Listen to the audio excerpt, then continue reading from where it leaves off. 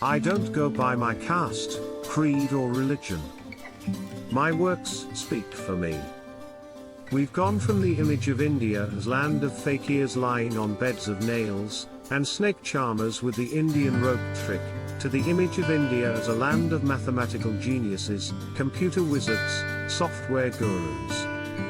The roots of India's soft power run deep. India's is a civilization that, over millennia, has offered refuge and, more importantly, religious and cultural freedom, to Jews, Parsis, several varieties of Christians, and Muslims. I returned to India because I believe in an India of honesty and hard work, not of corruption and crookedness. I believe in an India of openness and straightforwardness, not of hypocrisy and double-dealing. I believe in an India where opportunities are available to all, and not just to a chosen few.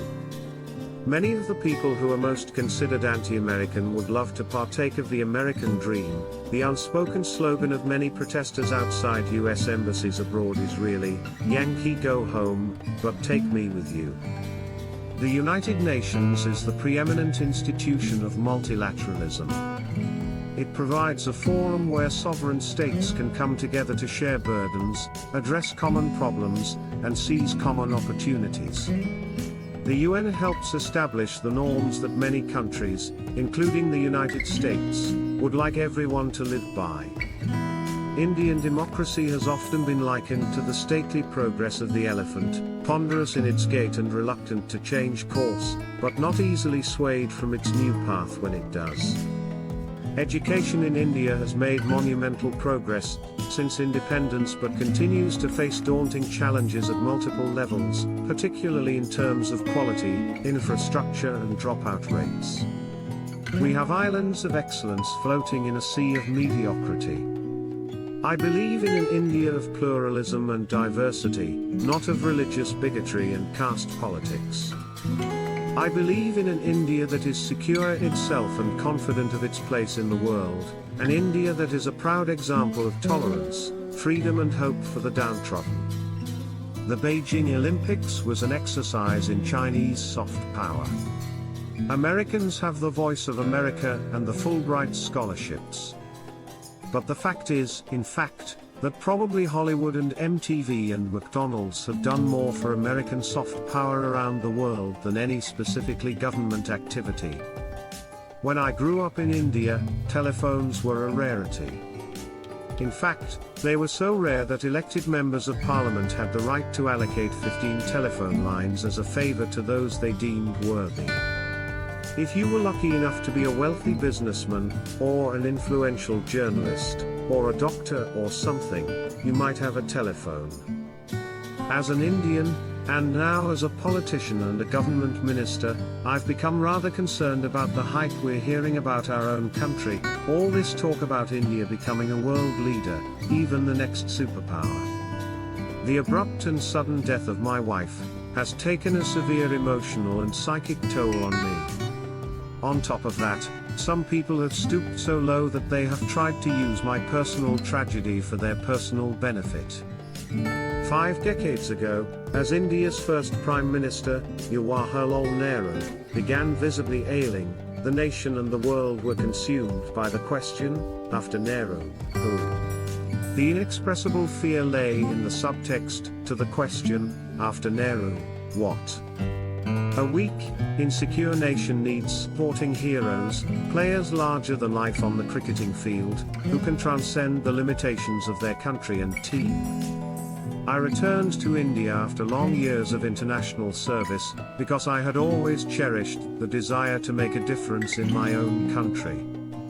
I am proud to represent the capital of Kerala, a state that in so many ways are a trailblazer for India's progress, though in other respects it seems to have been left behind in the race for 21st century development. The notion of world leadership is a curiously archaic one. The very phrase is redolent of Kipling ballads and James Bondian adventures. What makes a country a world leader? Is it population, in which case India is on course to top the charts, overtaking China as the world's most populous country by 2034?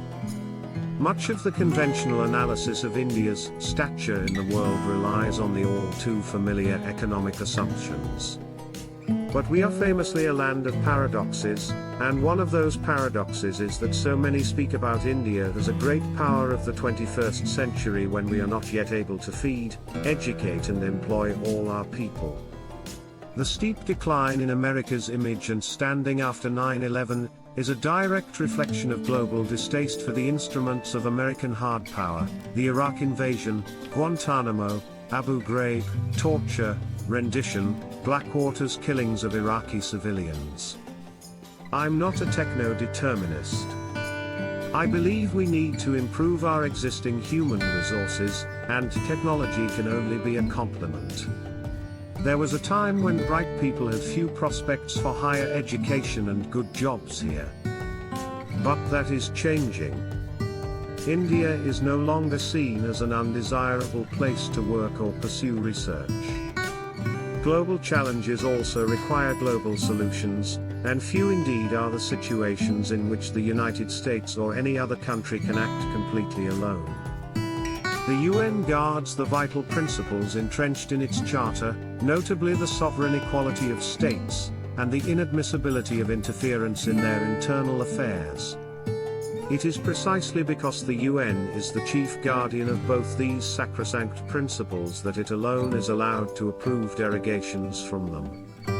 The Internet is emblematic of an era in which what happens in Southeast Asia or Southern Africa, from democratic advances to deforestation to the fight against AIDS, can affect Americans. As has been observed about water pollution, we all live downstream now. Malaysians talk with Mauritians, Arabs with Australians, South Africans with Sri Lankans, and Iranians with Indonesians. The Indian Ocean serves as both a sea separating them and a bridge linking them together. India's national elections are really an aggregate of 30 different state elections, each influenced by its own local considerations, regional political currents, and different patterns of political incumbency. Because so many voters happen to be illiterate, India invented the party symbol, so that voters who could not read the name of their candidate could vote for him, or her anyway by recognizing the symbol under which they campaigned. Elections are an enduring spectacle of free India, and have provided foreign journalists with the opportunity to remind the world that India remains the world's largest democracy. Whereas China has set about systematically striving for Olympic success since it re-entered global competition after years of isolation, India has remained complacent about its lack of sporting prowess. The Chinese, as befits a communist autocracy, approached the task of dominating the Olympics with top-down military discipline. If China wants to build a new 6-lane expressway, it can bulldoze its way past any number of villages in its path. In India, if you want to widen a 2-lane road, you could be tied up in court for a dozen years over compensation entitlements. In China, national priorities are established by the government and then funded by the state. In India, priorities emerge from seemingly endless discussions and arguments amongst myriad interests, and funds have to be found where they might. Among the many international consequences of Barack Obama's stunning victory in the United States is worldwide introspection about whether such a breakthrough could happen elsewhere. Could a person of color win power in other white majority countries? The closest Indian analogy to the position of black Americans is that of the Dalits, formerly called untouchables, the outcasts who for millennia suffered humiliating discrimination and oppression. I have been a frequent air traveler since I was a few months shy of my 6th birthday, when my parents packed me off to boarding school 2 plane rides away from home. Those days of being willingly handed from air hostess to air hostess as an unaccompanied minor made me blaze about the rigors of air travel. Going abroad to study as a teenager, and joining the United Nations at 22, confirmed my ease with the world of the frequent flyer. I saw the average airport terminal as a familiar haven, like a friend's sitting room. But 9/11 changed all that.